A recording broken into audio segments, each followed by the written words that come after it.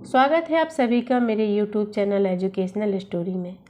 आज हम लेकर आए हैं मार्कंडेय की कहानी दूध और दवा।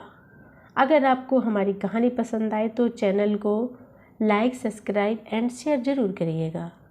कहानी शुरू करते हैं। बात बहुत छोटी सी है, नाजुक और लचीली, पर मौका पाते ही सिर तान लेती है।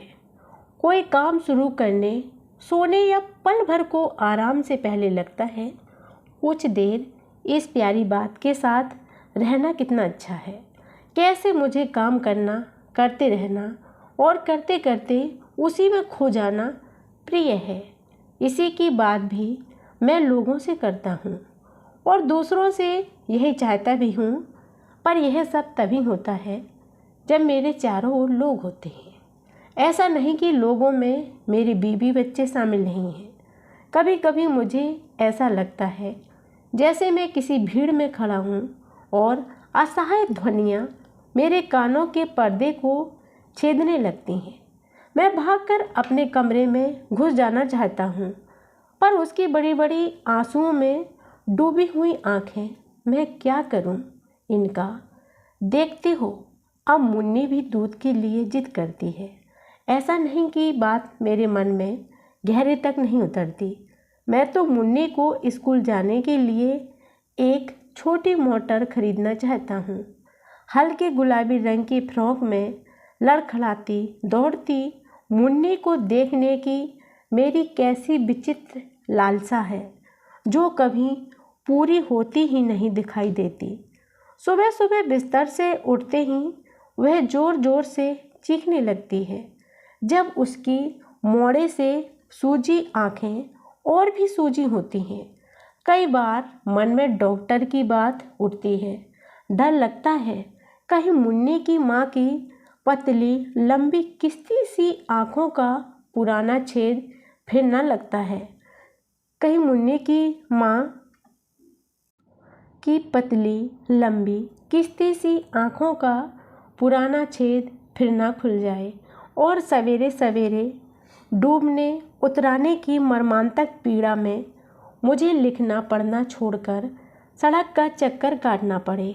मैं चुपचाप एक निश्चय करके कमरे में चला जाता हूँ।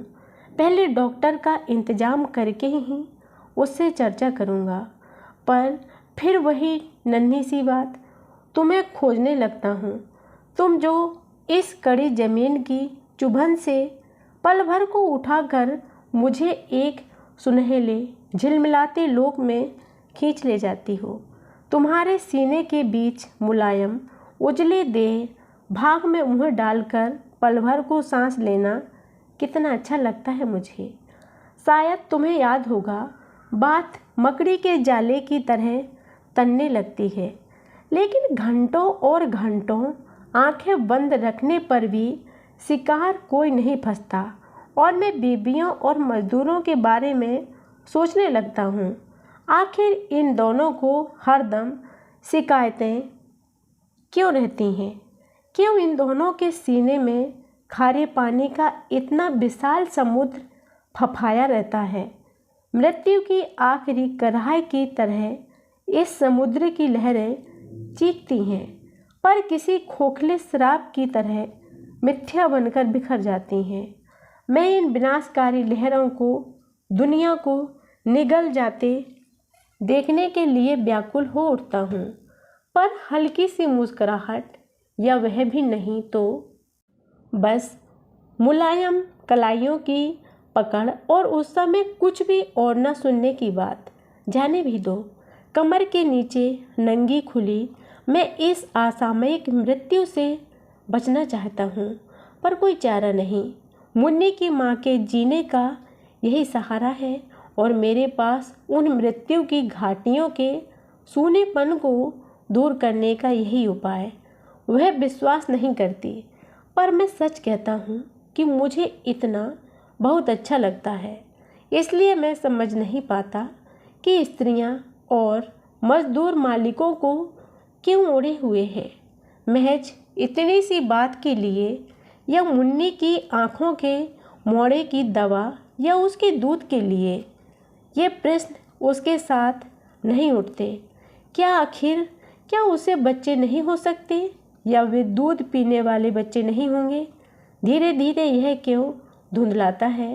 पानी सिर्फ एक बूंद स्याही जाने कैसी फैलकर एक झील, भूरी आँखों की तरह, वह भी सतही, उथली, अछूता, कच्चा, नुकीला फूल, आसमान में उड़ने वाली लरसती पतंगे की लंबी पूंछ, किसी बंगले के फटे पुराने पर्दे, मुल्क में बदमनी और भूख, वे मित्र जिन्हें नौकरी के लिए पत्र लिखे हैं, जो चाहे तो मैं भी उन्हीं की तरह का लगूं, बेतरवार और ऊंचे दर्जे का नौकरी देने वाला मुलाजिम। लेकिन वह नौकरी से चिढ़ती है। तुम नौकरी करोगे, फिर तो मोटर, बंगले और सुख की अनेक कोठियाँ हैं, मेरे लिए जगह कहाँ होगी? मैं गरीब बाप की बेटी हूँ। अजीब बात है, तुम भूख में जी सकती हो, लेकिन वह तो कहती है कि उसने सीने में एक भयंकर ज्वालामुखी दबा पड़ा है जो कभी भी नहीं भड़केगा। मुन्नी की माँ यह भी जानती है, पर क्यों नहीं भड़केगा? क्यों उसके लावा से मेरा घर आंगन नहीं पड़ जाएगा? इसलिए ना कि मैं लिखूँगा और लिखने से पैसे मिलेंगे और पैसे उसे ठंडा करते रहेंगे। वह यही तो कहती है कि पैसा दिल को ठंडा और शरीर को गर्म रखने की अद्भुत दवा है। गरीब दुनिया का सबसे अच्छा इंसान है। गरीब लड़की की मोहब्बत दुनिया की सबसे पवित्र निधि। कभी कभी वह स्कूल टीचर की तरह बोलती है, आखिर यह सब और है ही क्या? मुन्नी जब जन्मी थी तो उसके लिए मैंने एक झूला खरीदा था, बहुत सारे कपड़े बने थे और उसे दूध में ग्लूकोज और शहद दी जाती थी। फ्रेंच सीखेगी मेरी बेटी। मैं चाहता हूँ वह पेंटर बने। सिर्फ 30 रुपये तो लगते हैं। उसके दूध के 30 में ऐसा क्या रखा है? साल ही भर बाद रनकू आया तो कितना उत्साह था।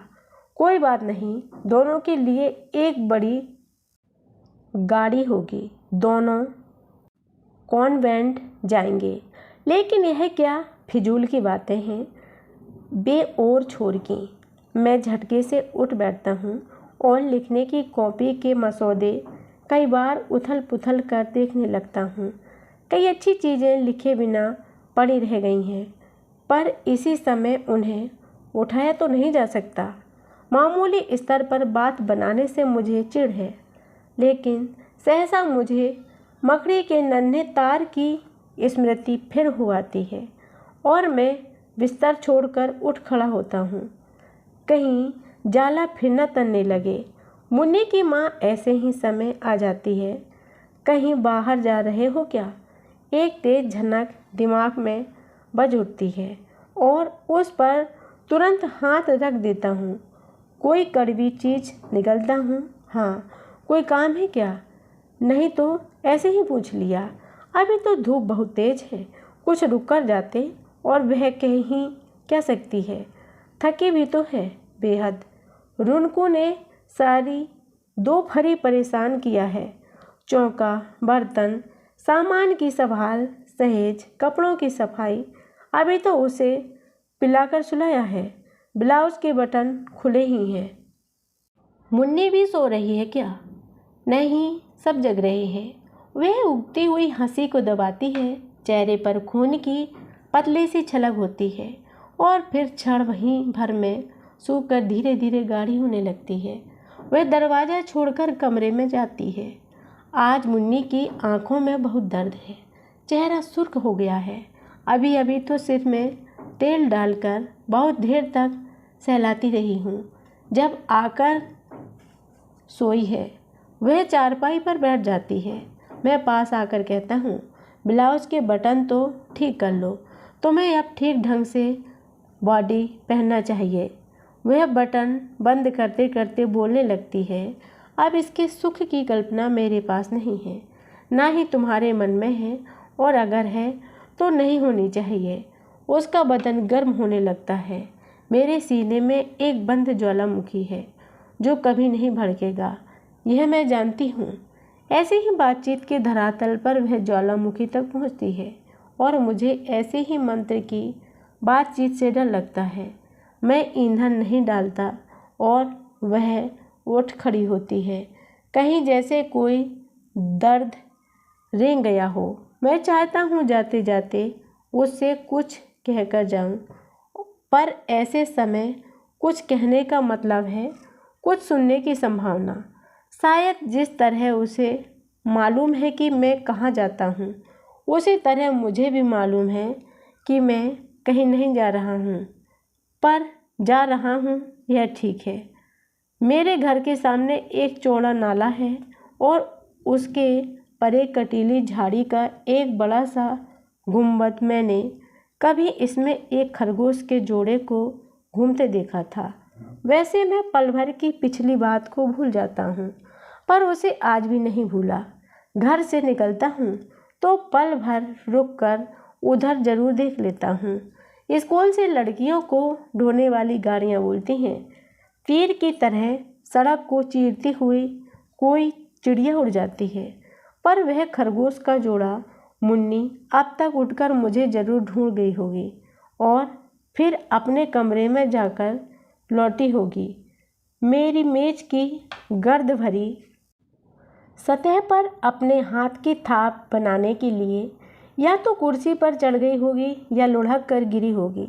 तो उसकी माँ कुर्सी को 2 चपट मारकर उसे चुप कराने के बाद समझा रही होगी कि आखिर उसे इस मेज पर रोज़ अपने हाथों के निशान छोड़ने से मिलता क्या है।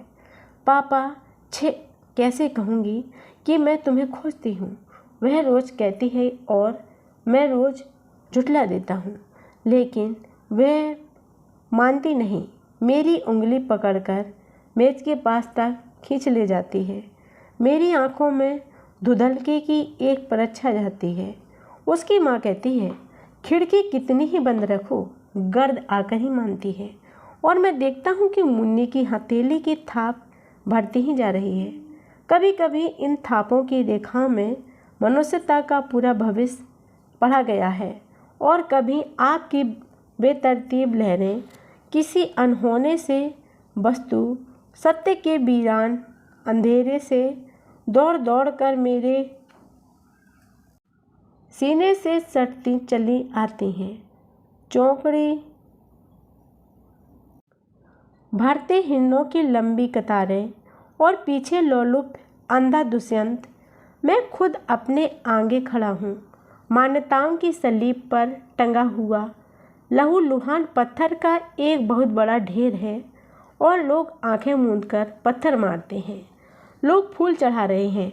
मान्यताओं पर आदमी को बार बार की नोची छिछड़ी को दांतों से नोच कर फेंक रहे हैं।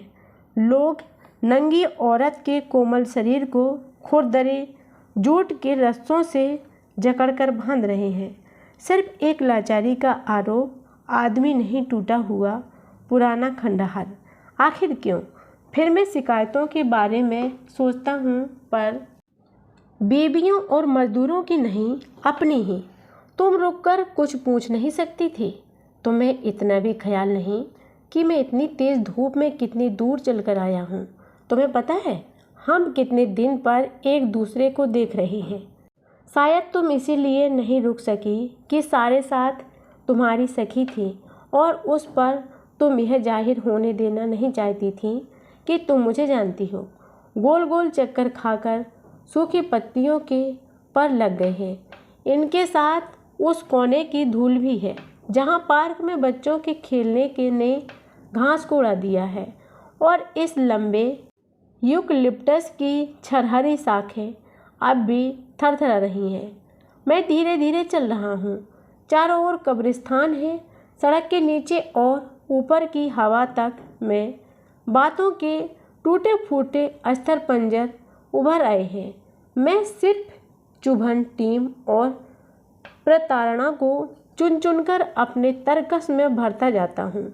एक विकलांग विक्षिप्त योद्धा की तरह मैं पसीने और गर्दन से लथपथ हो रहा हूँ। हवा एकदम चुपचाप खड़ी है। मोलसरी की पत्तियाँ दम साधे हैं। यूकलिप्टस की लंबाई शाखें मर गई हैं और बच्चों के पार्क की बेघास की उजली जमीन घिसी हुई निर्जीव हड्डी की तरह चमक रही है। मैं चाहता हूँ हवा फिर गोल गोल चक्कर खाकर ऊपर उठे और फिर वही साल भर पुराना सब कुछ आज घट जाए। मौलसरी की पत्तियाँ, यूकलिप्टस की दालों, पार्क की ज़मीन में और मेरे साथ। मैं थक कर टूक टूक हो रहा हूँ। पल भर कहीं बैठना चाहता हूँ और कुछ देर सब बाहर का ही देखना चाहता हूँ, जैसे कोई मकान का दरवाज़ा लगाकर बारामदे में आ जाए। लेकिन अब बहुत देर हो गई है, लौटने में काफ़ी समय लगेगा। लगता है वह घर से निकल नहीं पाई। क्यों नहीं निकल पाई? उसे निकलना चाहिए था। उसे लोहे की जूतियाँ पहनकर कांटों को कुचलते हुए आना चाहिए था। लेकिन वह कहती है, मैं खून से लथपथ होना चाहती हूँ। मैं उन सारे दागों को अपने शरीर पर मुखर रखना चाहती हूँ। मैं सारी घावों की मवाद और गंदगी को लोगों को दिखाना चाहती हूँ। देखो, सत्य यह है, तुम्हारी सच्चाइयों की तस्वीर यह है। तुमने घर को इसलिए स्वर्ग बना रखा है कि तुम्हारी बीवी तुम्हारी कमाई खाती है और एक खरीदे हुए दास से भी बदतर ढंग से तुम्हारी सेवा करती है। तुम्हें अगर यह पता लग जाए कि वह तुम्हें नहीं किसी और को चाहती है, तो तुम हवा में नज़र आते हो, क्योंकि तुम्हें अपने से ज़्यादा अपने पैसों पर भरोसा है। यही एक पुरानी कटोरी है तुम्हारे पास, एक नन्हा सा ऑक्सीजन बैलून, हवा और उड़ता चला जाता है। उसमें तुम बैठी हो, गर्दन गर्दन करके लगती है देखते देखते, लेकिन तुम किसी मायाविनी की तरह पीछे से हंसती हुई गोद में बैठ जाती हो। मुझे प्यार करो, मेरे जाने का समय हो गया है। चाहती हूँ इसकी याद बनी रहे, पर मुन्ने का बैलून तो मेरे कमरे की निचली ही छत में अटका रह जाता है। वह पैर पटकने लगती है। पापा, उतार लो इसे, देखो यह छत चला रही है मेला। गुब्बाला, तुम्हें ने सिखाया है मैं कैसे पहुँचूँ इतनी ऊंचाई तक। अच्छा, मुझे कंधे पर उठाओ। फिर भी तो नहीं पहुँचोगी। कुलची, पल खल्ले हो जाओ। उसकी माँ बिगड़ती हुई आती है। यह क्या तमाशा है? अभी तो आँख ही गई है, अब हाथ पांव भी तोड़कर बैठोगी। मैं चुपचाप खड़ा हूँ और वह मुन्नी के उतरने का इंतज़ार करती है, लेकिन यह तो ऑक्सीजन सी निकल गई गुब्बारे से। मुन्नी, मुन्नी, अब उसे जाने भी दो। और हाँ, कल रात कुछ लिख रहे थे, वे कागज़ कहाँ गए? मुन्नी की दवा और दूध। चुपके से मन में कुछ काँपता है। मैं ऐसी ही नन्ही नन्ही बातों को लेकर परेशान होता हूँ। उसका स्वर कानों में बज उठता है। आखिर इसमें क्या ऐसा रखा है जो तुम्हें विचलित कर देता है? मैं रुकी नहीं, कुछ कहा नहीं तो क्या आसमान फट पड़ा? मैं पूछती हूँ कि मुन्नी के दूध और दवाइयों का क्या हुआ? तुम कुछ लिखकर मुझे देने वाले थे ना, और इतने ही समय में यह कुछ धीमी सी हो गई है। मैं चुप जो रह गया। रुपए लाते तो अच्छा था। कल 2 रुपए का सामान मंगाया था, आज भर और चलेगा। इस नन्हे से अवसर से संभल गया हूँ, इसलिए बात पकड़ने की देर नहीं लगती। वह तो पत्र है, तुम्हें गोदावरी ने लिखा था ना कि किताबें भिजवा दो। वहीं प्रकाशक को लिखा है, उसे भेज दो। अरे रुको, देखो यह क्या है? कहाँ? रुको तो। अरे यह तो वही तिल है। अंगुलियां कहाँ पुड़ती हैं। चेहरे पर चुनचुनाहट की तरह कुछ बहुत नन्हा नन्हा उगाता है। एक अजीब सी खुशी की लहर की तरह कुछ बहुत नन्हा नन्हा उगाता है। हटो भी, खिड़की खोलो। एक अजीब सी खुशी की लहर, हटो भी, खिड़की खुली है। मेरे सोने में एक ज्वालामुखी है जो कभी नहीं भड़केगा, यह मैं जानती हूँ। मैं समझ नहीं पाता कि स्त्रियाँ और मजदूर मालिकों को क्यों ओढ़े हुए हैं, महज इतनी सी बात के लिए, या मुन्ने की आँखों के मारे की दवा, या उसके दूध के लिए। कहानी समाप्त हुई। अगर आपको हमारी कहानी पसंद आए तो कृपया चैनल को लाइक एंड सब्सक्राइब जरूर करिएगा।